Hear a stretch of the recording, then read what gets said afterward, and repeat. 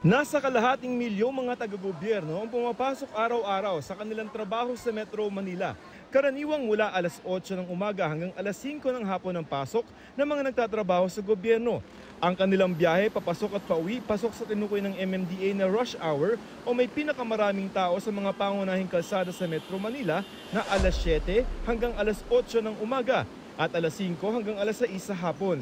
Mayo noong isang taon, sinubukan ng Metro Manila Council at ng MMDA na paagahin ang pasok ng mga taga-lokal na pamahalaan sa Metro Manila mula 8 a.m. to 5 p.m. Ginawa itong 7 a.m. hanggang 4 p.m.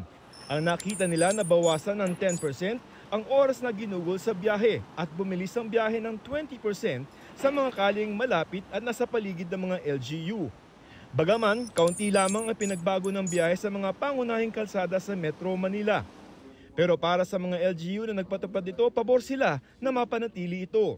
Yung oras din ng pasok ng City Hall ay mas iwas ngayon dun sa pasok din ng mga eskwela.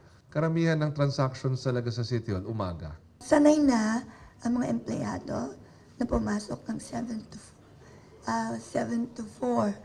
At ganun din, mas hindi nila nai-hit yung rush hours or peak hours, mas madali silang makauwi. Paliwanag ng MMDA kung bakit bahagya lamang ang lunas ng 7 a.m. hanggang 4 p.m. na schedule. Dahil hindi po namin nakasama lahat ng NGAs. Kung lahat po ng national government agencies ay mag-i-implement ng 7 to 4, doon po mararamdaman talaga yung magandang epekto nito. Gusto ngayon ng MMDA na gawin na ring 7 a.m. hanggang 4 p.m. ang schedule ng trabaho ng mga national government agency sa Metro Manila. Target ng MMDA na maisumite ang rekomendasyon sa Pangulo bago magmarso kung kailan magsisimula ang rehabilitasyon ng ilang bahagi ng EDSA na inaasahang magdudulot ng traffic.